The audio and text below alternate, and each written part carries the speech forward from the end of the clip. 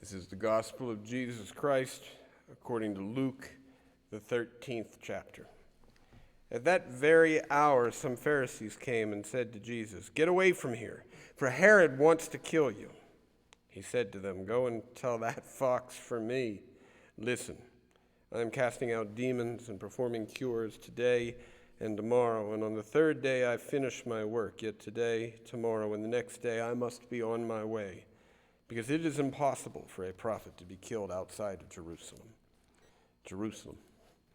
Jerusalem, the city that kills the prophets and stones those who are sent to it. How often have I desired to gather your children together as a hen gathers her brood under her wings, and you were not willing. See, your house is left to you, and I tell you, you will not see me until the time comes when you say, 'Blessed is the one who comes in the name of the Lord.'" This is the gospel of our Lord. Praise to you, O Christ. And so, considering how this story plays out, and I'm assuming most of us have at least a passing familiarity with what happens to Jesus in Jerusalem, there is some question as to the authenticity of the Pharisees' warning that it is Herod who wants to kill Jesus. But I'm willing to take these particular Pharisees at their word. Nothing suggests they're trying to trick Jesus. And whether it's Herod or the Sanhedrin, the plot that is underway to have him killed in Jerusalem, it is entirely plausible that anyone below a certain pay grade wouldn't know the details of who was plotting exactly what. I'm fully willing to accept that these Pharisees don't want to see any harm come to Jesus. I think they are honestly trying to save his life, but that doesn't make them the good guys. They are not the heroes of this story, but unlike when Peter tries to stop him from going to Jerusalem, Jesus isn't very harsh with them. There's some harshness for Herod, but largely this is a lament. Jerusalem, the city that kills its prophets and stones those who are sent to it. How often have I desired to gather your children together as a hen gathers her brood under her wing. This is a far cry from the rebuke of "Get behind me, Satan," that Jesus offers Peter for a rather similar offense of trying to protect Jesus from the harm that will come to him. Peter and the Pharisees have committed nearly identical mistakes, but only Peter claimed to follow Jesus, and that's a distinction.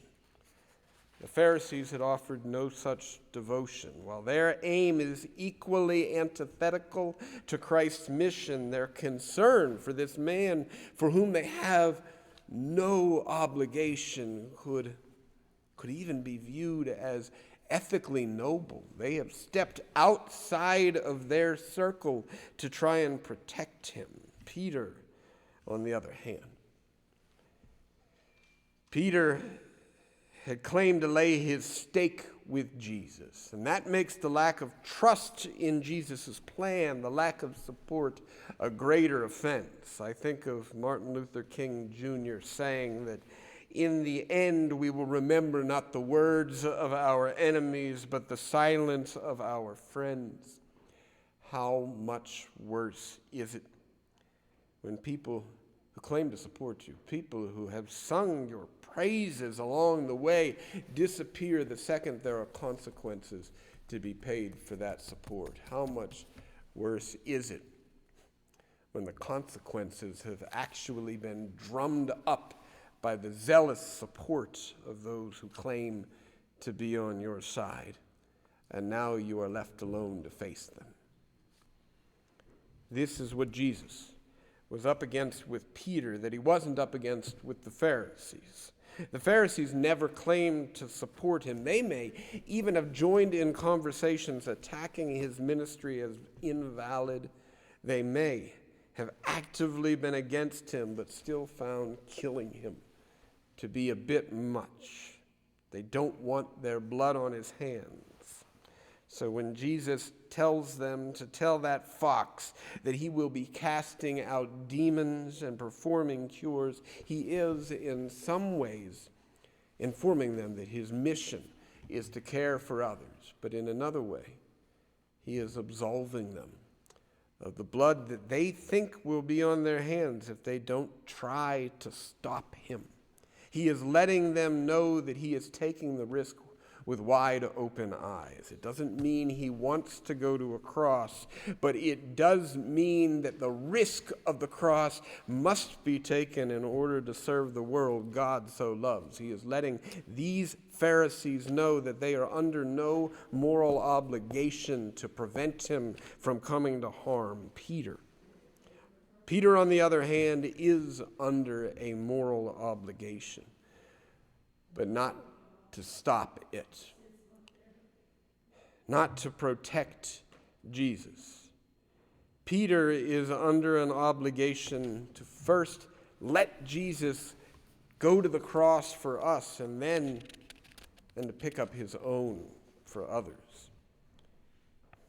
Those of us who gather in worship and confess our sin and proclaim the creeds, those of us who partake in the holy ritual of Eucharist, we are under the same obligation as Peter. We are not called to protect Jesus. Our faith is not found in how loudly we cheer his virtues as he is casting out demons and curing the sick. Our faith is tested each time our Lord chooses to humble himself and become vulnerable to the cross. And we are asked to trust in the wisdom of that choice, and we display our trust in that wisdom every single time we are willing to take a similar action. Every single time we mimic the way of our Lord by becoming vulnerable ourselves on behalf of our neighbor.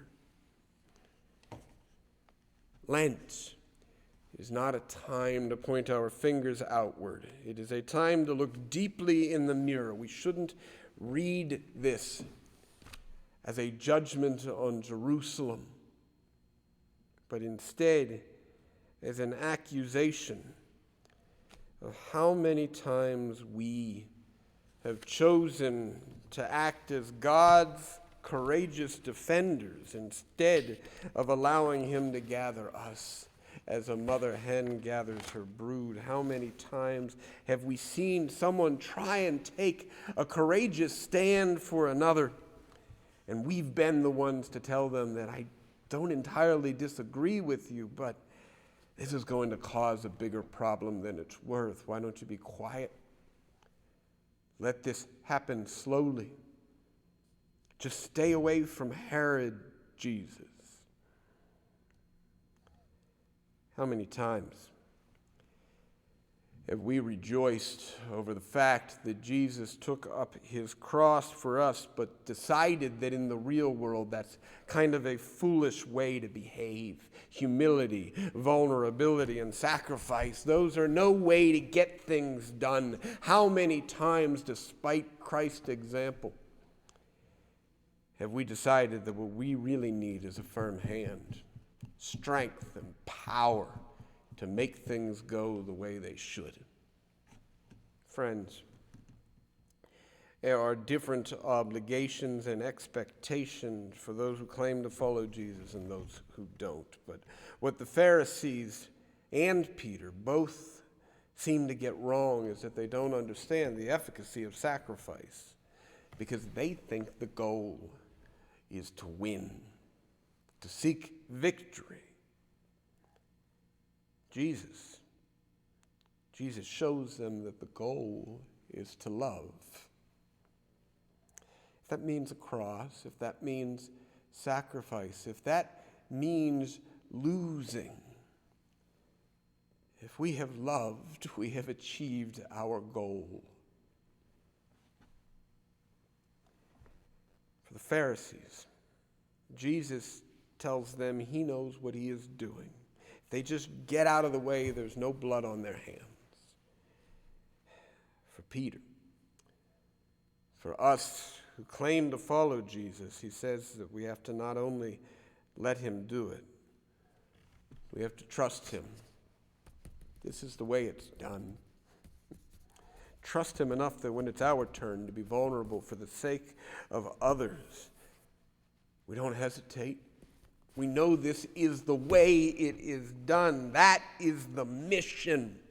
And Lent is not a time to toot our horn about how much we want to go along with the mission. It is a time to look in the mirror and be honest. How frequently have we failed to trust that vulnerability, sacrifice, that these are how we achieve the mission? May your alms, may your prayers, may your fasting shed the scales from our eyes to see our own failings, like Peter, like the Pharisees, so we may enter into Holy Week some weeks from now, prepared to rejoice in the humiliation of our Lord that we have been called to follow.